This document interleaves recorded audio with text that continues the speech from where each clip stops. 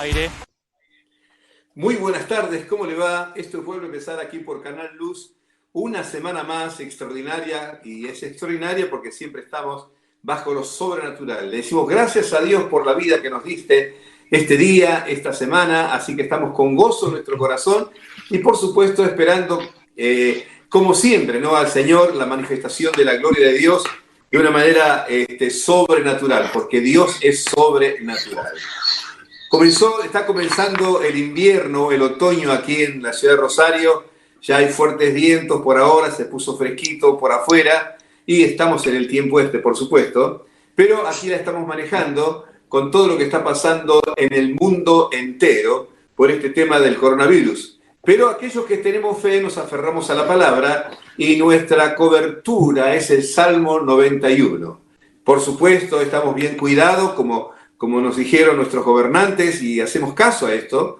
Nos lavamos bien las manitos, nos cuidamos con el tapaboca o el barbijo, y aquí estamos manteniendo una distancia social, que esto es algo prudente. Ya hemos hablado acerca de la prudencia, es muy importante eso.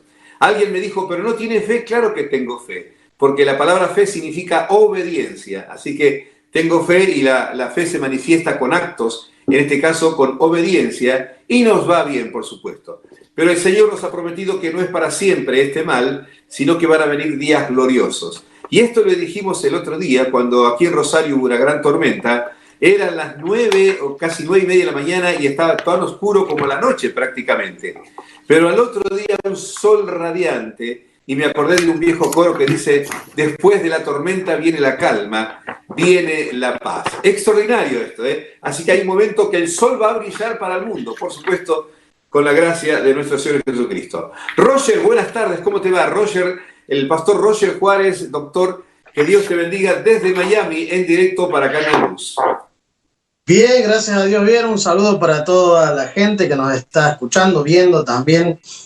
Bueno, me da mucha alegría que estemos conectados hacia la distancia. Como le digo a la gente siempre, acá en la iglesia, no estamos conectados por el internet, pero estamos unidos por algo más fuerte, que es el mismo Padre, el mismo Salvador y el mismo Espíritu. Así que nos une eso. Así que contento de saludarlos ahí, así que el Señor les bendiga. Gracias por recibirme una vez más. Bueno, gracias a Dios. Roger,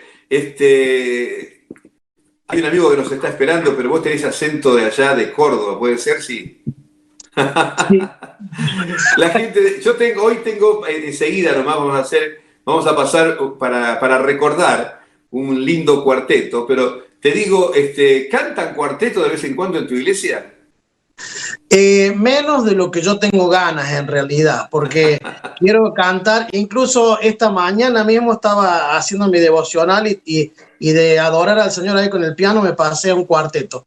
Realmente a mí me gusta mucho como el centroamericano y sobre todo el caribeño, compartimos ahí. Usted sabe que el merengue es el cuarteto con una fusa y una corchea más, una cosita así, nada más. O sea, estamos tan cerca que sentimos mucha atracción por esos ritmos.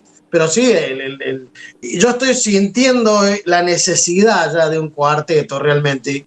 Que posiblemente este fin de semana canto uno. Tengo muchas ganas, creo que lo necesitamos ya, ¿no es cierto? Ya te tenté. Sí, Bueno, sí.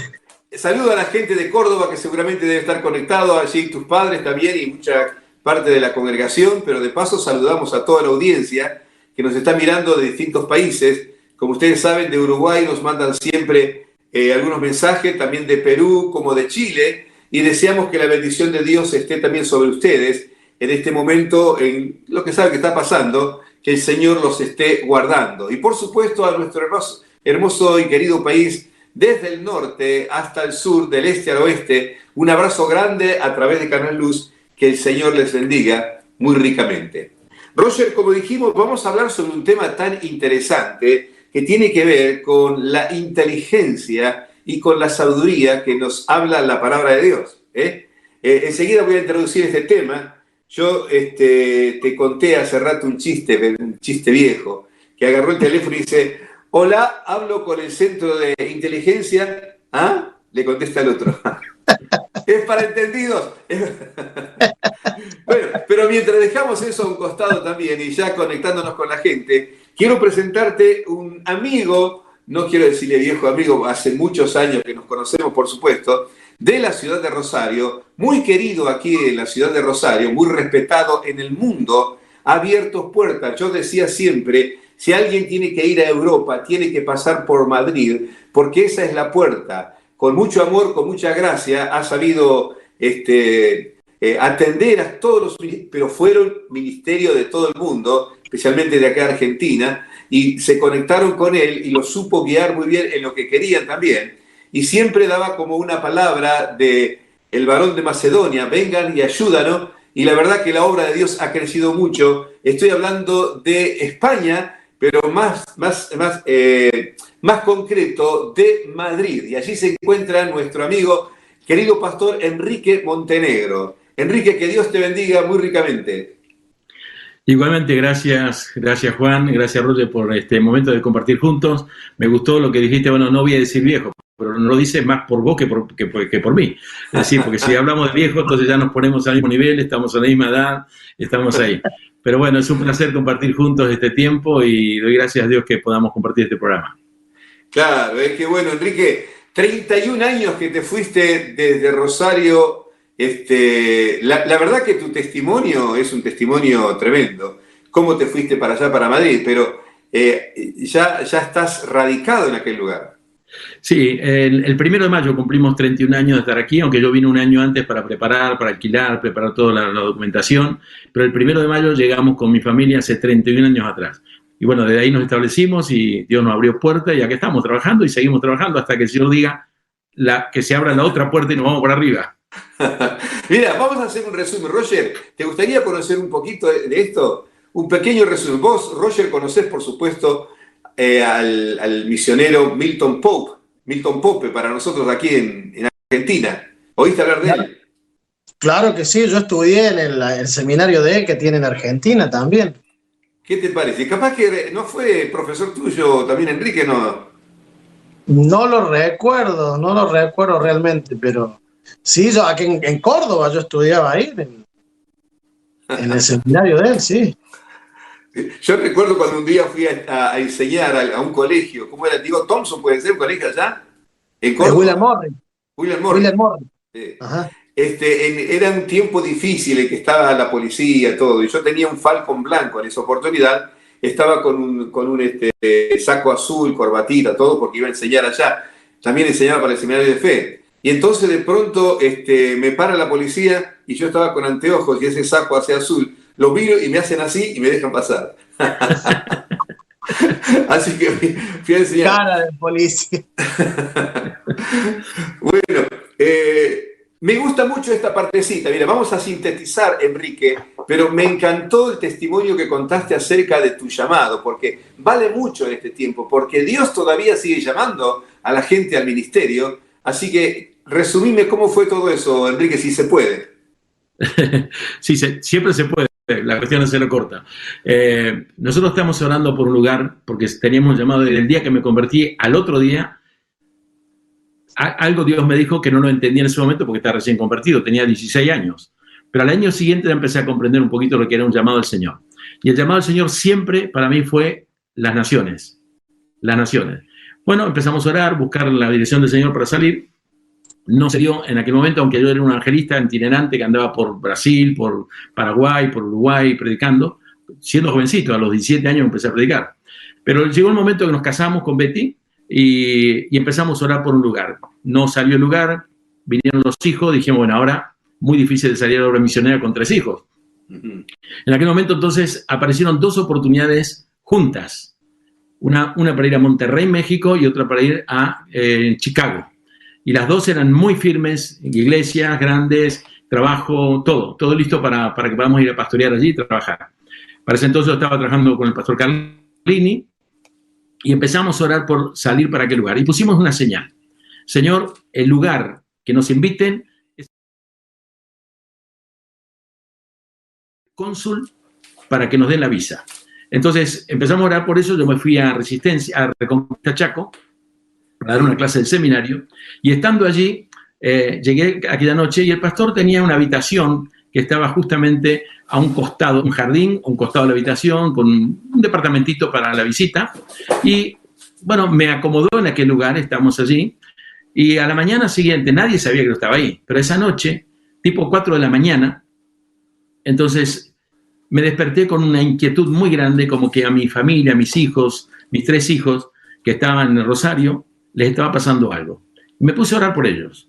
No me levanté, estaba acostado, me puse a orar. Eran como las 7 de la mañana, lo estaba orando todavía, con una preocupación muy grande. No teníamos teléfono en aquel entonces. Señor, bendice a Betty, dale sabiduría para lo que pueda estar pasando. Y en eso siento que alguien llega y tira una bicicleta en la puerta, abre el portoncito y empieza a golpear la puerta del pastor. Pastor, pastor, pastor. Y dije, bueno, algún accidente, alguien murió, algo habrá pasado acá. Pero yo no me levanté, no encendí la luz, me levanté, miré por una endija que estaba, y él estaba 3 metros delante mío golpeando la puerta. Yo estaba atrás, nadie sabía que yo estaba ahí. De repente sale el pastor y este hermano le apunta con el dedo y dice, hijo mío, te dice el Señor, no salgas de la ciudad porque yo estoy enviando a mi siervo para encontrarse contigo. Era un profeta. Se levanta la esposa y le dice, hija mía, vienen malas noticias sobre ti, pero no temas, yo tengo todo bajo mi control. Y hace así, tira el brazo para atrás y dice, y tú que estás detrás de esa puerta, no te preocupes por tus hijos, yo los cuido, están en mi mano. Dice, he aquí la señal que me has pedido, ha llegado, pero ese no es el lugar que tengo para ti. Qué bárbaro. Dije, bueno, entonces cuando dice esto, dije, bueno, acá hay cosas que se van a tener que cumplir. Habló de que vienen malas noticias sobre la esposa, habló de que van a venir gente para buscar al pastor. Esa noche sucedió lo que dijo el profeta. Al día siguiente llega un telegrama que la mamá de la esposa del pastor estaba con un cáncer en Brasil. Digo, se cumplieron las 2 cosas. Ahora cuando llego a Rosario, a ver lo que pasó con nosotros. Llego a Rosario y me reciben los hijos. Papi, llegó la carta, nos vamos a Chicago. La carta para el cónsul para Chicago. Dios abrió la puerta en Chicago, nos vamos para allá. Y cuando me lo digo, le digo, no, hijos, no nos vamos a Chicago. Dios me habló que ese no es el lugar para nosotros.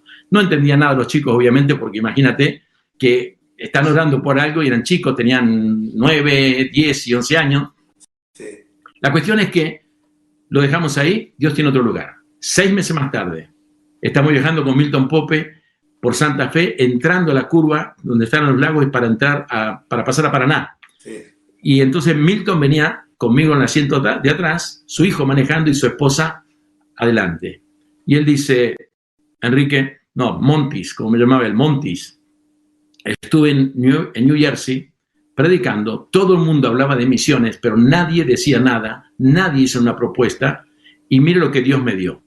Y toma su agenda que tenía, levanta la agenda, lo abre así, en el mes de junio, y dice, Proyecto España 88. Escribió, era el año 86. Digo, ¿qué significa eso, Milton? No sé. Yo le pregunto, ¿cuántos alumnos tenemos en el seminario? 1050, me dice. Digo, simple, con que pongan $1 por cada uno, tenemos una familia misionera en España. ¿Y eso? Me dice. Bueno, digo, si Dios le dio una palabra, algo hay que hacer. Y le digo, ¿qué hay en España? Nada. ¿Cómo está la obra en España? No hay nada. ¿Hay iglesias? Muy poquita. ¿Hay obreros? Muy pocos, hay que prepararlos. Le dije, bueno, algo hay que hacer.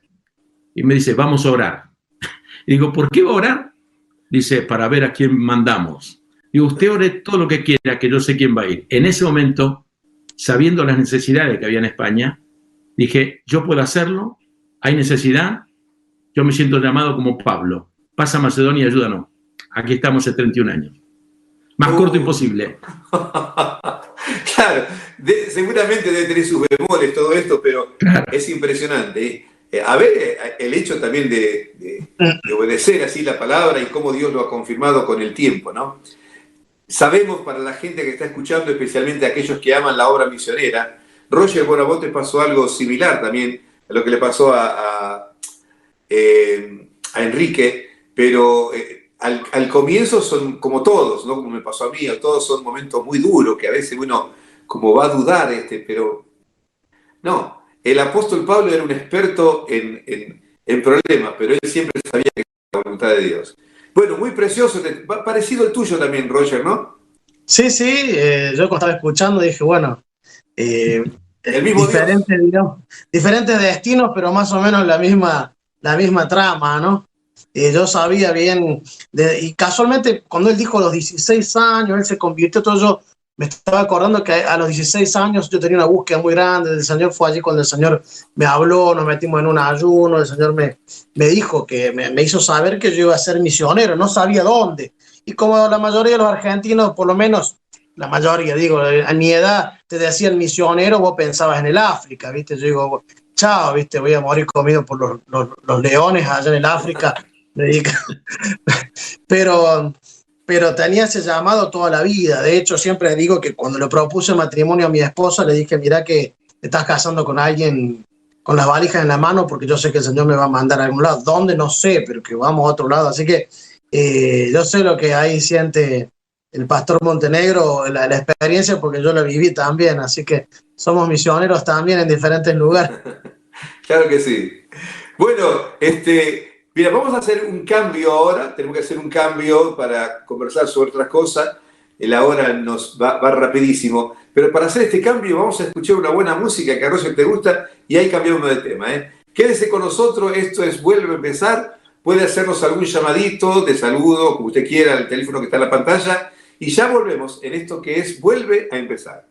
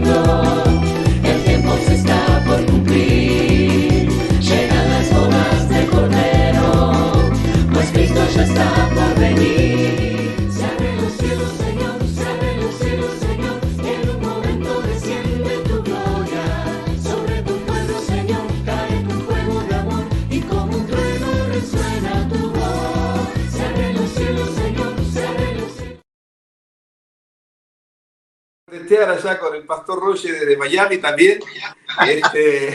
Esto fue hecho, miren, mi amigo el doctor, usted sabe que tengo un neurólogo, el doctor es el director del coro de la IEMA, de la iglesia del pastor Silvestre, es un doctor bárbaro y un músico extraordinario. Él hizo esta canción, le mandó ese ritmo también, así que le gusta cuartetear a Mauricio Chamorro, el doctor Mauricio Chamorro. Un beso grande a Mauricio, que Dios te bendiga. Bueno, Enrique, ¿estás bien allí? Estamos en casa. Perfectamente bien. Está bien. Bueno, gloria a Dios. ¿Cómo están pasando este tema de... Yo veo acá por la televisión, por la noticia, algunos asuntos que tienen que ver con el coronavirus en España. parece que se abrieron las puertas, como los Estados Unidos también, parece que hay peligro, hay rebrotes. ¿Cómo es el tema y cómo lo están manejando ustedes los pastores? También resumimos todo esto, Pastor Enrique. Sí, bueno, en este momento estamos en las cincuentenas, 51 días ya que llevamos de cuarentena aquí. Es cierto que están permitiendo algunas salidas desde el lunes pasado, pero las salidas son muy marcadas. Hay para los deportistas de las 6 de la mañana hasta no sé qué hora, los niños de tal hora a tal hora y solamente una hora solamente, los jóvenes un poquito más tarde y los de 70 años para arriba también tienen 1 hora y 2 horas en la noche. Es decir, para que no se junten, estamos saliendo todos inventadamente. La cuestión es que las cifras que manejamos aquí, estamos como en 4º lugar de muertos en el mundo, pero en realidad en proporción de habitantes somos los número 1 tristemente. ¿Por qué? Porque en proporción de la cantidad de habitantes que tenemos, los muertos que tenemos, estamos por encima de cualquier país del mundo. Y eso nos muestra que aquí ha golpeado muy fuerte y sobre todo en Madrid. Hay cifras que son, digamos, que solamente dio el gobierno, que tienen que ver con los que fueron atendidos en los hospitales, pero no los que murieron fuera. Y ahí fuera hay la misma cantidad que los que murieron en hospitales. Entonces la cifra que vemos es el doble de lo que estamos reflejando en este momento. ¿Cómo estamos viendo ahora esta desescalada y cómo lo vemos como pastores? Nosotros acabamos de hacer una declaración donde, aunque el gobierno nos permite ahora, en esta etapa, volver a las iglesias dentro de 10 días, 8 días, en lo que llaman la primera fase, con el 33% de los miembros que puedan, o de la ocupación que tenga lugar, nosotros hemos tomado la decisión de no regresar a los templos en este momento por protección de la gente, porque la pandemia está muy presente, los contagios están muy presentes y no queremos exponer a la gente para volver al templo y que se puedan ser contagiados.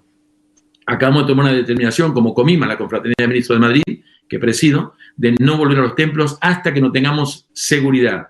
Esa seguridad puede ser que estemos hablando del mes de julio, donde tengamos un poco más de seguridad. Pero ahora mismo, como recién soltaron, digamos, la gente de sus casas que puedan salir, prevemos muchísimos más contagios, de lo que venía sucediendo.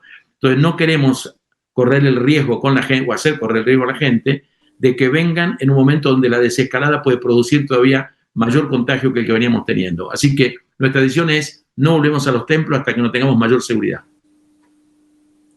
Qué bárbaro, ¿eh? ¿Y a qué se debe esa decisión, Enrique? ¿Porque has tenido una mala experiencia ya? Bueno, hay algo que debemos considerar como pastores. El pueblo evangélico, a diferencia de otros pueblos, tiene una particularidad. Por ejemplo, aquí se da que Alemania ha tenido más contagios que nosotros y casi menos de un 20% de muertos que tuvimos aquí. ¿Por qué? Porque los nórdicos, los alemanes, el resto de Europa, se saludan con simplemente hola, un golpe de cabeza, hola. Nosotros los latinos nos saludamos con besos, con abrazos, en fin, nuestro afecto latino se hace notar justamente en los saludos. En lugar se dan un beso, en Italia se dan 3 besos, en otros se dan 2 besos, los hombres se besan, las mujeres se besan. Es decir, nuestro pueblo evangélico se saluda, se besa en la entrada del culto, se saludan dentro de la reunión, se abrazan dentro de la reunión y se saludan y se abrazan cuando salen de la reunión. Entonces, el riesgo nuestro tiene un potencial enormemente más grande. Hicimos un estudio de mercado aquí en cuanto a cuántas personas una persona tiene contacto por día naturalmente, siendo un ciudadano común. Y el ciudadano común aquí normalmente digamos, tiene relación con 50 personas diarias, entre que va al trabajo, que toma el metro, el autobús, la gente que trabaja, los niños que van al colegio, hay 200 niños allí. El promedio son 50 contactos diarios en la vida normal. Una familia de 4 personas puede tener 200 posibilidades de contagio.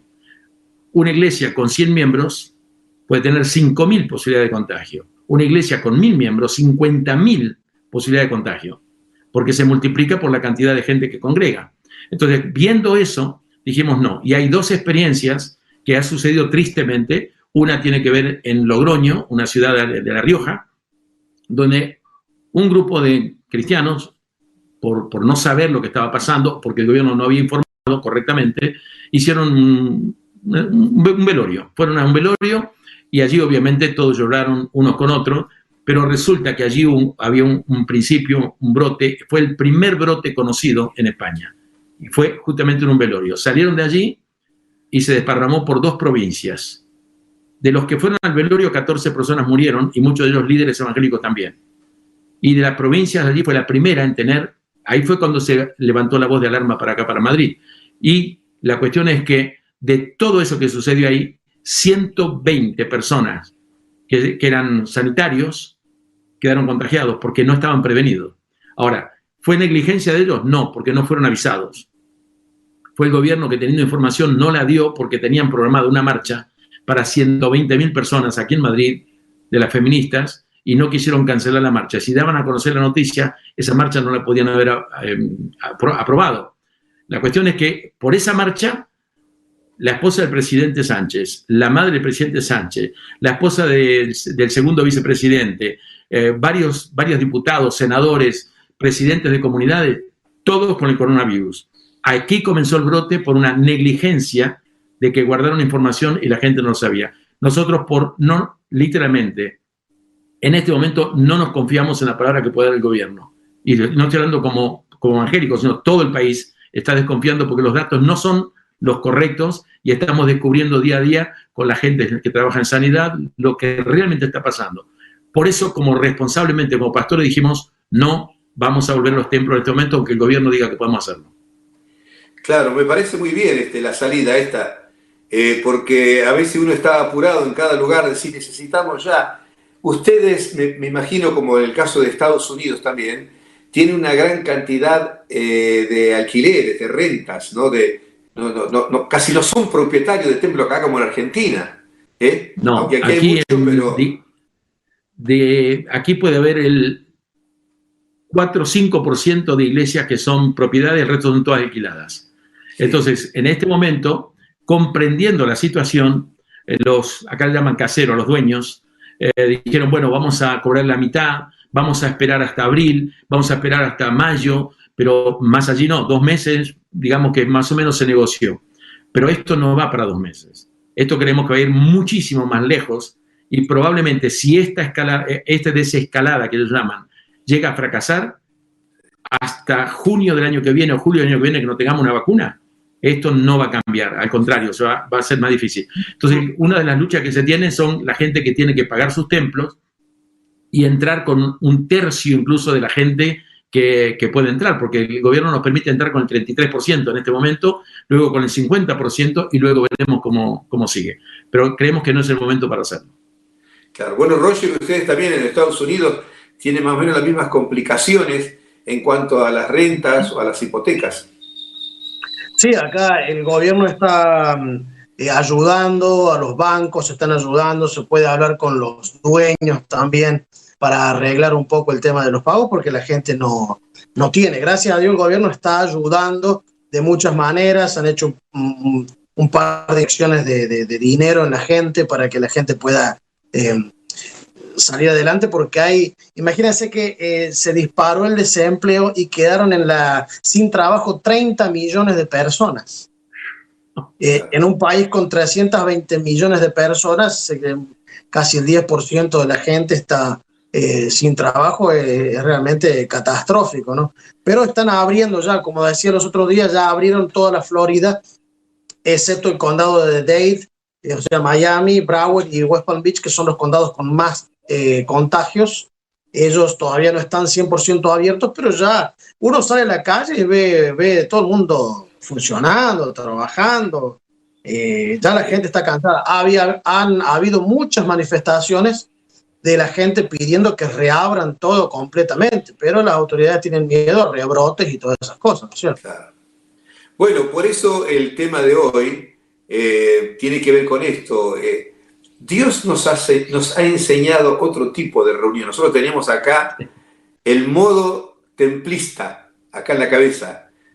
Hay modo avión, modo esto, bueno, modo templo, y no había otra manera.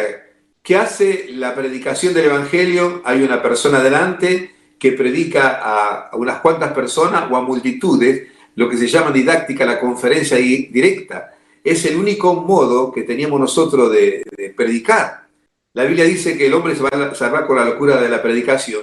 Y Dios nos está enseñando otra manera de poder utilizar entonces la poderosa predicación para llegar a miles de personas con las buenas noticias del Señor. ¿Tenías alguna pregunta? Me parece, Roger, ¿no? Sí, quería, ya que estamos con el pastor Montenegro, porque conozco otro pastor Montenegro, no sé si él lo conoce, Javier Montenegro. Él tiene una iglesia en Israel. En Beersheba. Sí, en Beersheba, sí. En un búnker. Tiene un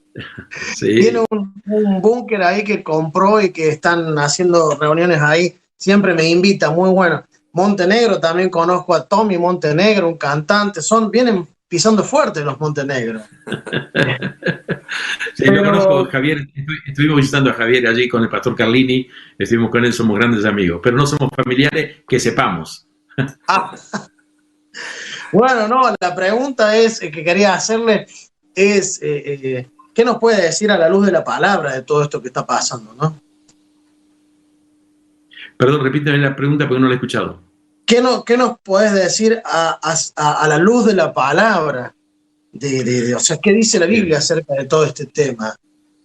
Bueno, en primer lugar, mi percepción de esto es, mirando la Escritura, en toda la Biblia nunca el diablo mandó ni una plaga, ni una pandemia, ni nada de eso. Todas las plagas que aparecen en la Biblia, todas, absolutamente todas, las declaró Dios, las envió Dios con propósitos definidos. Desde Génesis hasta el Apocalipsis, todas. Aún los ángeles de Apocalipsis son Dios que cuando el Señor abre los rollos del libro, se empiezan a declarar plagas que son enviadas por el Señor. Así que todo lo que está sucediendo tiene un contexto de que el Señor. Así que no podemos mirar esto, podemos mirarlo económicamente, podemos mirar con una confabulación, podemos mirar un montón de cosas de quién lo está haciendo, pero quien está promoviendo esto y lanzando esto es Dios. Primer principio. Puesto que esto es así, yo no puedo orar o hacer una guerra espiritual para que esto se calme o lo que fuera. Puedo orar a Dios por misericordia, puedo orar a Dios para que tenga compasión, puedo orar a Dios, pero lo que no puedo es decir, voy a declarar una guerra a nivel espiritual contra un virus que está por aquí o por allá. Porque si lo manda Dios, yo no puedo estar orando en contra de lo que Dios manda. Segundo lugar, si el virus fuera una cuestión de guerra espiritual, estaríamos diciendo que el virus es un espíritu, es un demonio. Entonces, la pregunta es, ¿y los pastores que murieron aquí por el virus? ¿Murieron endemoniados porque murieron por el virus? Obviamente no. Es decir, nuestra oración tiene que ser, como se dijo al principio, vamos a hablar de inteligencia y de sabiduría, tiene que ser una oración inteligente y sabia en el sentido de discernir realmente qué es lo que está sucediendo y quién lo está promoviendo. Dicho esto, es evidente que Dios tiene un propósito, y como recién dijo el pastor Juan, de cambiarnos el chip. Nosotros estamos con el chip del templo y Dios nos saca del templo. ¿Por qué? Porque Dios nunca nos mandó a quedarnos en el templo. La iglesia se afincó en el templo cuando el Señor dijo, vayan por todo el mundo y prediquen el evangelio. Y hay que venir al templo a adorar, hay que venir a cantar, pero nuestra misión está fuera del templo. Y nosotros nos hemos quedado dentro de los templos. Y de repente, igual que en Pentecostés, el Señor le dijo, recibiréis poder y se van por todo el mundo a predicar el evangelio. Muy bien. Pero recibieron el poder y de repente 3.000 personas creyeron y se sumaron a los 120. Ahora en 3.120. Y dijo, uy, qué lindo, tenemos crecimiento, nos quedamos en el templo. Y luego levantaron al paralítico y se sumaron 5.000 más. Y ahora dijo, somos 8.120. No, ¿y quién se va a querer ir a Samaria, Judea, hasta el último de la tierra, cuando tengo un avivamiento en mi ciudad con 8.120, con 2 mensajes, 8.000 personas? Por y uno dice que hubo persecución. Por motivo de Esteban, Dios dijo, ustedes se quedan acá, listo, yo lo desparramo. Mandó una persecución con motivo de Esteban y dice, todos salieron, salvo los discípulos. Los discípulos, como estaban y predicaron a los lugares donde habían sido enviados. Entonces, la pregunta mía, o lo que yo me hago como mi visión, es, ¿no será que Dios está preparándonos para una etapa nueva que viene? Porque según las profecías, y termino rapidito con esto para dejarte lugar, pero según lo que yo veo de Mateo capítulo 24, cuando le hicieron la pregunta a Jesús, dinos, ¿cuándo serán estas cosas y qué señal habrá de tu venida y del fin del siglo? Él dijo, mira, lo primero que va a venir es falsedad religiosa, porque van a venir algunos diciendo, yo soy el Cristo, van a ir falsos profetas, falsedad religiosa. Y eso abunda. Lo segundo que dijo es haber guerra y rumores de guerra. Dice, pero no os turbéis, es necesario que esto acontezca. ¿Por qué guerra y rumores de guerra? Yo encuentro en la Biblia que Dios usa naciones para castigar naciones. Aunque las provoca con las guerras, decimos, es esto con el otro. Pero Dios siempre, en la Escritura, movió naciones para castigar naciones. Pero luego dice, vendrán hambres, pestes y terremotos en diferentes lugares. Y hoy estamos en esa etapa. Hambres, la FAO, la Organización Mundial de la Alimentación, acaba de decir que como consecuencia de esto que está sucediendo, que toda la economía del mundo está cayendo, en los próximos 3 años prevén que 200 a 300 millones de personas van a morir por hambruna. Hablamos de plaga, hablamos de peste, la peste tiene que ver con virus, la plaga puede ser langosta. Hay una plaga de langosta en 5 naciones en este momento que están comiendo en 1 hora lo que 15.000 personas comen en un año. 5 naciones están arrasadas por esta plaga de langosta. Y Jesús dijo, después de esto, entonces os entregarán a tribulación, matarán, serán entregados unos a otros, aborrecerán, es decir, persecución. Va a haber persecución religiosa. Yo me pregunto, nosotros estamos viendo esto como algo que se escapó un virus, lo podemos ver políticamente, económicamente, lo que quiera, pero bajo el punto de vista profético, ¿no nos estará preparando Dios para sacarnos de los templos? Porque próximamente, la próxima etapa, viene una persecución, y para que aprendamos a vivir la fe como familia. Es decir, cerraron los templos, pero no cerraron la iglesia. Hoy la iglesia está en todos los hogares. Hoy la iglesia está más latente que nunca. Hoy la gente está orando y leyendo la Escritura más que nunca.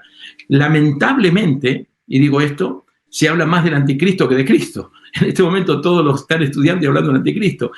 Pero Jesús dijo esto, que la última señal será predicado el evangelio del reino a todas las naciones y entonces vendrá el fin. Y la gente está hablando más del anticristo que de Cristo. El mundo está preparado hoy más que nunca. 187 naciones del mundo están con el virus de las 193 naciones que existen en el mundo.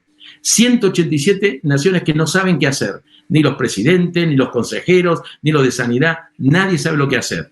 Y entonces la pregunta es, ¿no nos preparó Dios este escenario para predicar a todo el mundo, estar preparado? Porque la gente ahora está abierta para recibir. En Navidades o a 1 de enero nadie quería escuchar el Evangelio. Ahora todo el mundo quiere escuchar el Evangelio. Creo que el plan de Dios es mucho más perfecto que cualquier cosa que nosotros podíamos haber planificado. Es cierto. Estaba leyendo recién las Escrituras cuando dice, el apóstol Pablo dice, miren con diligencia cómo andamos, no como necios, sino como sabios, aprovechando bien el tiempo porque los días son malos. Uno tiene que ser en este tiempo en el que estamos viviendo esta gran prueba sobre el mundo entero, lo suficientemente sabio o entendido para entender los tiempos y cómo desarrollarnos en este tiempo. Por eso es que al principio les hablé sobre esto, que que significa la inteligencia, la sabiduría. Hay mucho para hablar, a la audiencia le decimos sobre lo que el pastor Montenegro está hablando también, y seguramente quisiera saber mucho más sobre este tema, pero me llamó la atención, Enrique y Roger, yo hago devocionales con los proverbios, cada proverbio es un devocional para mí, pero me quedo con el capítulo 4, el día de ayer justamente, que decía esto, adquiere sabiduría, adquiere inteligencia. No te olvides ni te apartes de las razones de mi boca, le dice este consejo del Padre. No la dejes y ella te guardará. Ámala y consérvala. Sabiduría ante todo, adquiere sabiduría y sobre todas tus posesiones adquiere inteligencia. Engrandécela y ella te engrandecerá. Ella te honrará cuando tú la hayas abrazado. ¿No? Bueno, y ahí justamente al final dice, adorno de gracia dará a tu cabeza, corona, no coronavirus, sino corona de hermosura te entregará. Y llama la atención esto porque, ¿sabés que nosotros los predicadores, y también hemos escuchado y sabemos de los dones carismáticos, escrito en el libro de Corintios, en el capítulo 12, la mayoría de los grandes evangelistas mundiales se desarrollan con el don de milagros, de sanidades. Usamos mucho el don de lengua también. Como pentecostales, Enrique y Roger, hemos crecido con el don de la interpretación. Hemos sentido, hablaba en lengua y otro interpretaba. Pero no hemos desarrollado el don del conocimiento. Tal vez, no sé, lo hemos visto tal vez por Pat Robertson en el Club 700 en su época, ¿no? Pero creo que es algo mucho más esto, como el hablar en lengua es mucho más que hacer ruido, es mucho más de esto, mucho más profundo y necesario, como el don de conocimiento, el don de sabiduría que necesitamos en esta época para vivir los tiempos que estamos viviendo. Bueno, valga la redundancia. ¿Qué me dicen de eso, mis queridos? Roger, te doy la palabra porque yo recién hablé. No, adelante, usted es el invitado. Ay, quisiera yo escuchar. Yo estoy atento, quiero escucharlo. Vale. Es cierto que, en primer lugar, definir uno con el otro. Hablamos de los dones de conocimiento, de sabiduría. Y la Biblia dice, si alguno tiene falta de sabiduría, pídale a Dios que Dios se la da en abundancia. Claro. Pero acá dice, adquiere sabiduría. Entonces hay una diferencia entre adquirir. Para adquirir hay que pagar un precio, hay que buscarla, hay que pagar para obtenerla. Yo puedo comprarme un libro, pero no adquiero la sabiduría. Adquiero un libro de sabiduría, pero si no lo leo y no soy enseñable, no voy a saberlo. Pero dice que si alguno tiene falta de sabiduría, pídala a Dios y Dios se la dará. Y la mayoría de la gente lo que hace dice, bueno, como no entiendo, le pido sabiduría a Dios y Dios me da sabiduría. Entonces, los niños que aprenden a orar, no estudié el examen, pero voy a pedir a Dios que Dios me dé sabiduría. Pero el contexto de esa palabra está hablando de las pruebas, no está hablando de la sabiduría y conocimiento. Porque el contexto de Santiago capítulo 1 dice, cuando alguno es probado, tal y tal, cuando uno es tentado, entonces está hablando de las pruebas, y en el contexto de las pruebas, como no sé por dónde salir, tengo que pedirle a Dios sabiduría para salir de esa situación. Lo segundo, la sabiduría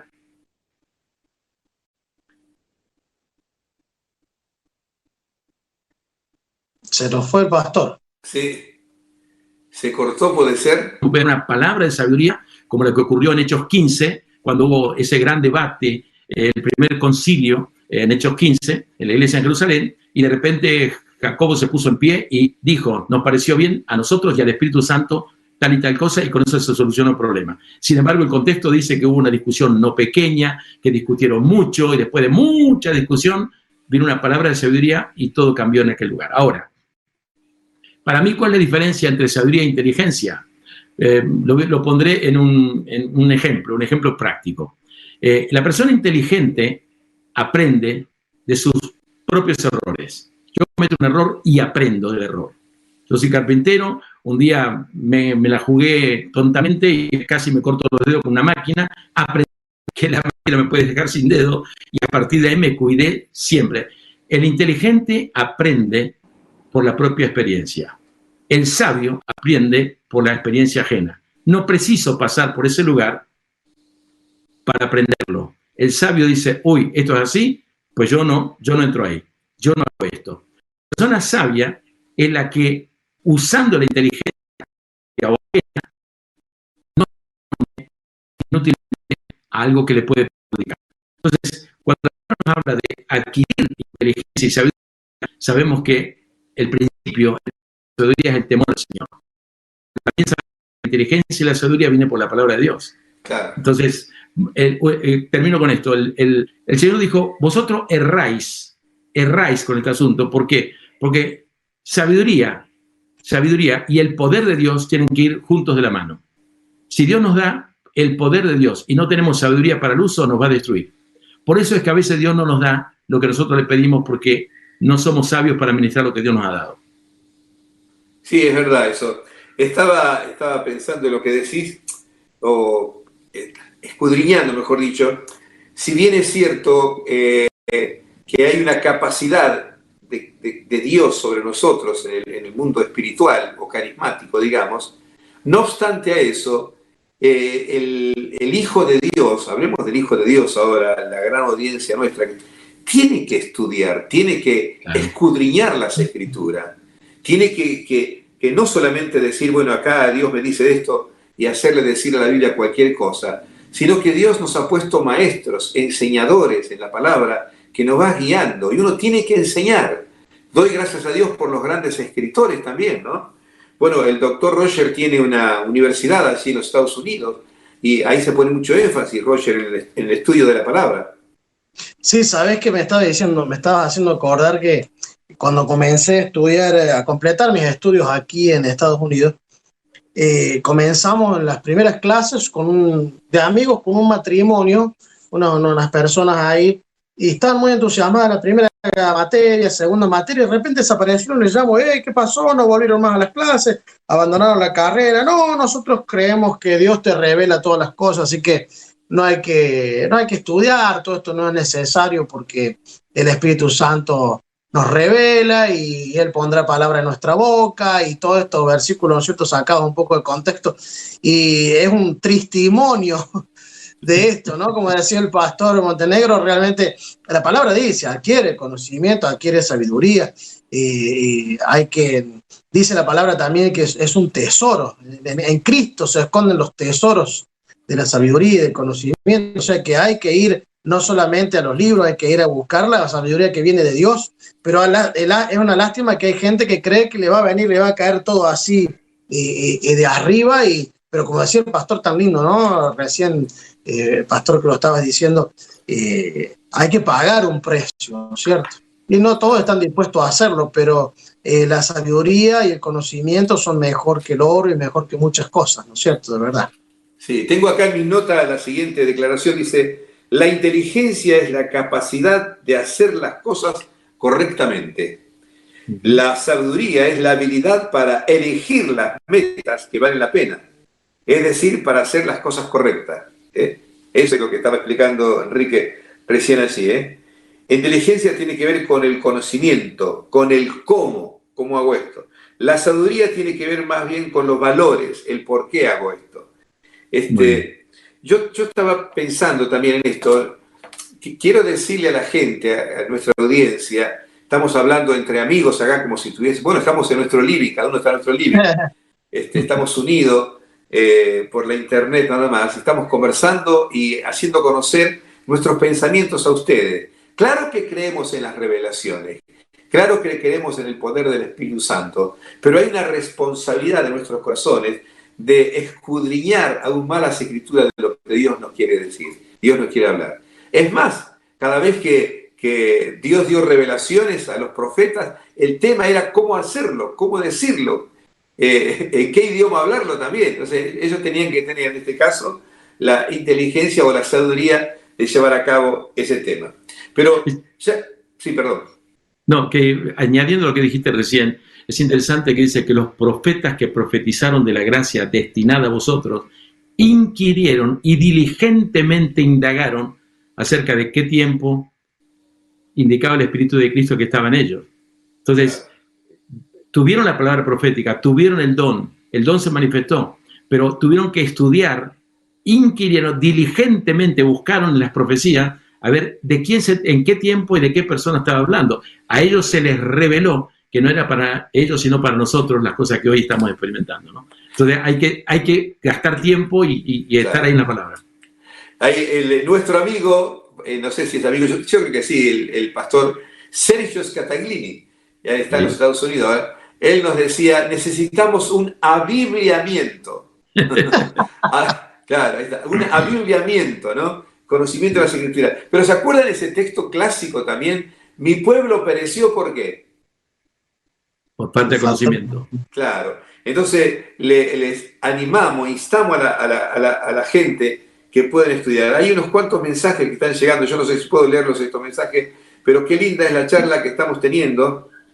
Bueno, mientras que buscas un mensaje. Y nos pide oración también por algunas cuestiones. Desde, bueno, Córdoba, por supuesto. Bueno, de distintas partes, otra vez de Chile, de Uruguay también. De Buenos Aires. Iván Torseniuk. ¿Conoces Iván Torseniuk? Sí, mi apellido materno es Turceñuk. Claro, por eso digo. Te están mandando saludos, ¿eh?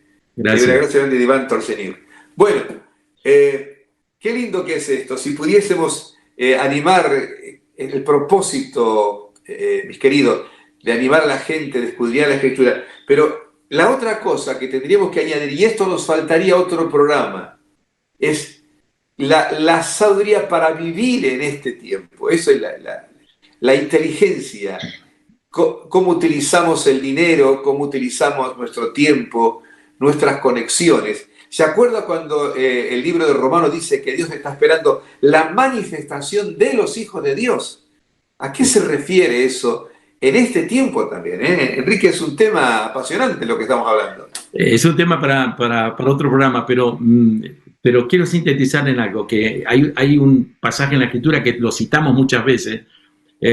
Dice que había un tal Isacar que era una de las tribus de Israel. Sí. Isacar era una de las tribus de Israel. Y el nombre de Isacar, cuando le da la bendición, cuando Jacob le da la bendición a su hijo, le da una bendición de mula, de asno.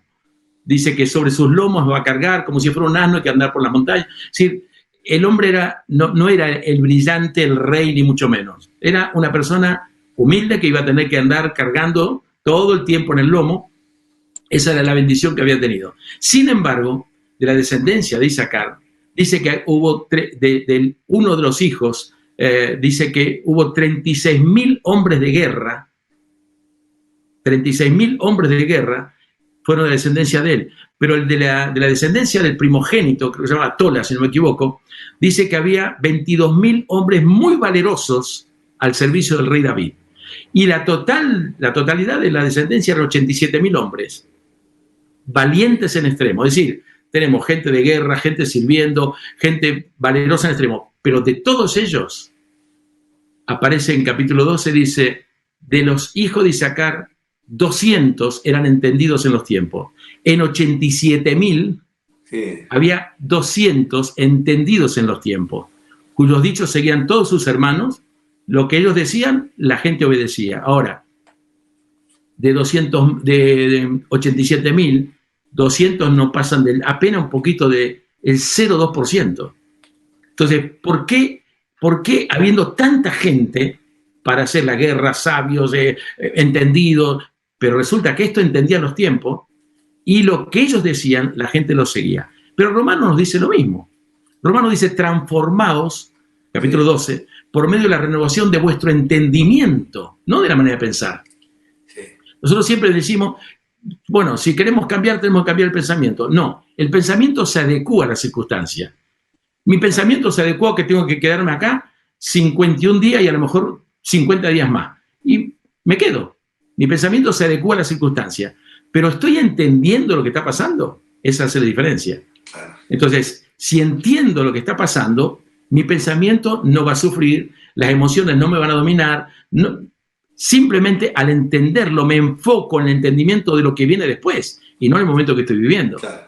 Y entonces, cuando hablamos de sabiduría e inteligencia, creo que debe combinarse con el entendimiento, porque si yo tengo sabiduría y tengo inteligencia, pero no entiendo que Dios está obrando, que son señales de Dios o que Dios está tratando con nosotros, usaré la sabiduría e inteligencia para las menudencias, pero no para entender lo que Dios está haciendo. Estamos en un proceso y en este proceso lo importante es que lo que decimos aquí, incluso lo que estamos hablando ahora, mucha gente puede tomar nuestra palabra y si no estamos entendiendo, la gente puede seguir por otro lado. Muy bien, mire, se nos fue el tiempo, ya estamos terminando el programa y ciertamente hay mucho para hablar y también esto. Recuerdo, me viene al corazón así, también como le viene a ustedes también, cuando Oseas, leyó la palabra,